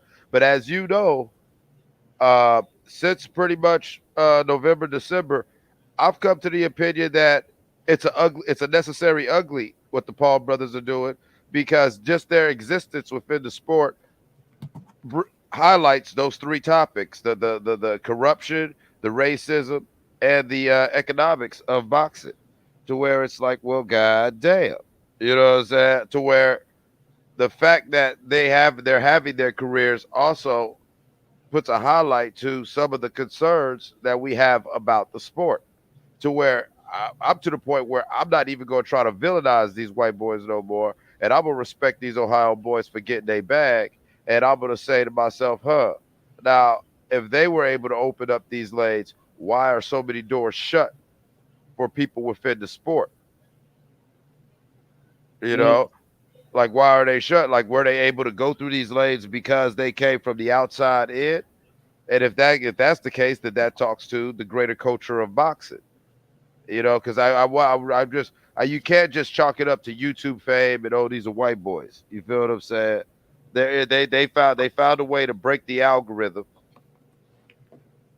and so is it just their business acumen and their ability to generate the cult of personality, or is there other elements within the sport of boxing that prevents actual boxers from getting on the elevator? You feel what I'm saying? Like I'm a fan of taking the stairs in life, but it does get frustrating when you see all of us on in the stairwell trying to get up each flight of steps. When yeah, there'll be certain people who they can take the elevator. You feel what I'm saying? We've been in this building in the flight of steps for years. This man just walked in the building and he's already in the penthouse because he took the elevator. No, but how did he? But did he take the elevator or did he build his own building? Yada yada. That's what I'm saying. That's why I'm done demonizing these two boys Right. because And look, and even after all of that, these guys still ain't out here vocal, trying to self promote. exactly that's what I'm Even saying. after all of this, what the Paul brothers doing this and they doing that, they ain't real boxers. They selling real tickets. Real tickets. I mean, like Real tickets. let's They be got real honest. deals. He got a Showtime deal, homie. Jake Paul got a Showtime deal. Come on. So I don't look at, but I don't look at it as they stealing money from good fighters. Nah, I don't look at it like that, bro. I look at it more as these guys got to be more vocal. These guys got to Exactly. promote themselves. I get it. So a lot of these guys are introverts. You work so hard in life to be good at one thing. You're not focused on other things like that. Trying to make a funny TikTok dance or something. No, I ain't saying you got to go all the way out like that. Go straight cornball with the TikTok dance, but communicate. Shit, go live once a week or once every 2 weeks. Yeah. You know what I'm saying? And just you ain't got to be up there long. The first one, just do 5 minutes, 10 minutes. Talk to the people that want to talk to you. Just go live Right. and be like, man, what's going on, man? What y'all doing? You Oh, just 100% right. read the chat. I don't care if you're a boxer or hell, we and you've had this conversation. You could be a musician, you could be whatever, but we are in this weird way, and which is a good but bad thing. But now our culture, we're not buying the product as far as much as your fights. We're not buying the product as much as your music. We're buying the personality. Like, you know what I'm saying? If you can sell me on your personality, anything else you want to do, I'm willing to buy or entertain. Okay. Case in point, look at you know what I'm saying. Look at Let me OG. do the super chat real quick before you do Go that. ahead, go ahead. Uncle Kenny said we damn sure complain. Hit the likes. Let me give him the drop. A 10, a 10, a 10, a fucking 10. Uncle Kenny, appreciate you, man. Go ahead. Yeah, but I was like, look at the using a rap example. Look at the OG Snoop. Snoop sold us on his personality more than anything, and that his personality, even more than his music, has added to his iconic status and gave him such this platform where, yeah, you know what I'm saying. One minute he might drop a song, or the next minute he might be on TV with Martha Stewart. You never know. You know what I'm saying. He might sell Coronas. He might be selling rap snacks. You know what I'm saying. But the people will get into it because he was able to allow the people to, you know what I'm saying, feel like they have a personal connection to him. And so I get it. Some of these boxers, you can't get mad at the Pauls because some of these boxers just don't have that in them. He's a great boxer, but he's not a showman. Some of these boxers are great boxers, but let's be honest, are they even entertaining boxers? Mm. You know, and that goes back to what we say the Mayweather effect. Like Mayweather perfected the art of pointing somebody out, especially as his head started getting hurt in the middle of his career. And so now you get all these boxers who, yeah, they just want to point somebody out. And so you have these, you have the, you know, people who go AB, who with all the skills and all the whatever that Adrian Broder has. Adrian Broder, most of his fights that he lost is due to inactivity because he's just trying to look pretty and point somebody out to where, all right, you can sell this personality, but are you even selling an entertaining fight? You say what you want to, but you know what I'm saying? Like everyone keeps saying, you can say what you want to about them. Jake Paul is sleeping motherfuckers, and you is what puts that's what put fans in the seats. You know, we are, I said it once, I said it 1,000 times, we are Romans in the Coliseum.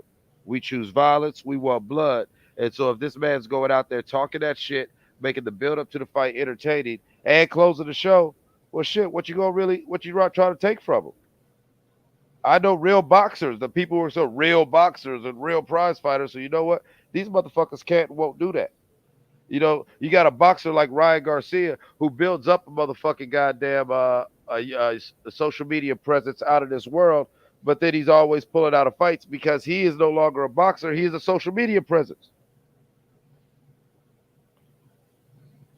So let's stop blaming them two boys, and let's look at, you know, the overall, you know, of those three things: the corruption, the race, and the economics. You know, I'm a real big on this in life for my own safety and my own mental health.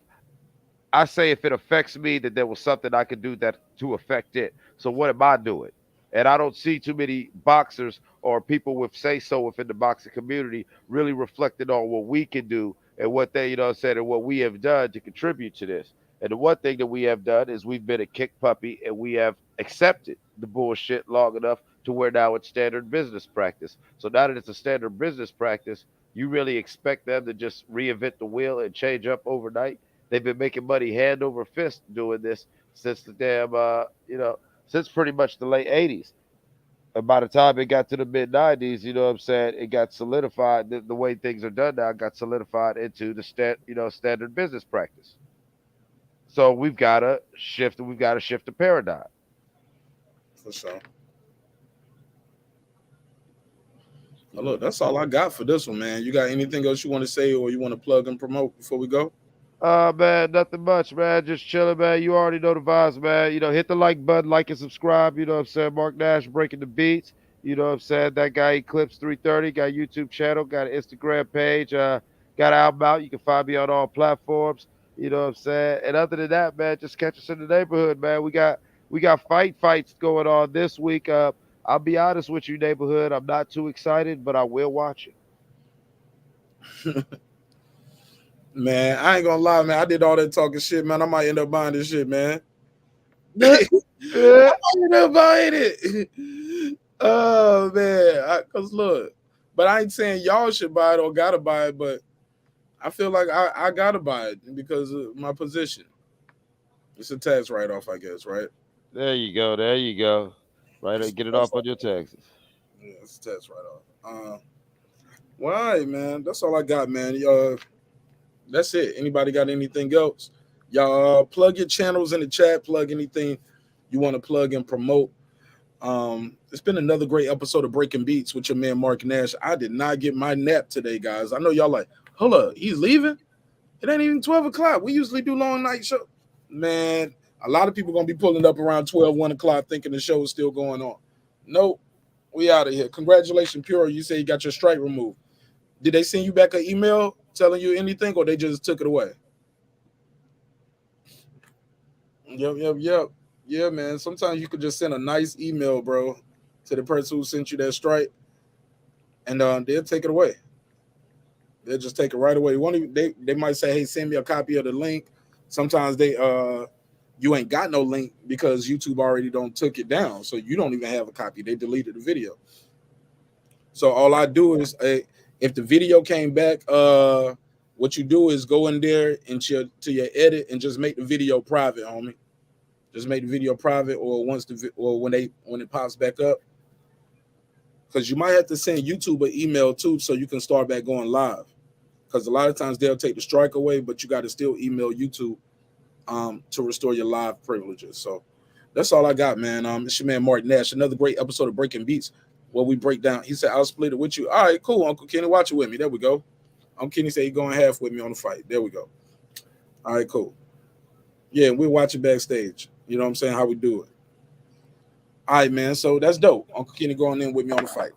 All right, so look, it's been another great episode of Breaking Beats where we break down business, entertainment, art, technology, sports, anything else you and I feel like talking about. Remember, it's a hip-hop political sports show with a comedy twist. We like to let the jokes fly because life is serious enough. Special thanks goes out again to Mike Williams Sr. for giving us a very candid and very interesting interview, and telling us a lot about what he feel about boxing. Check the replay. You guys are going to love this replay.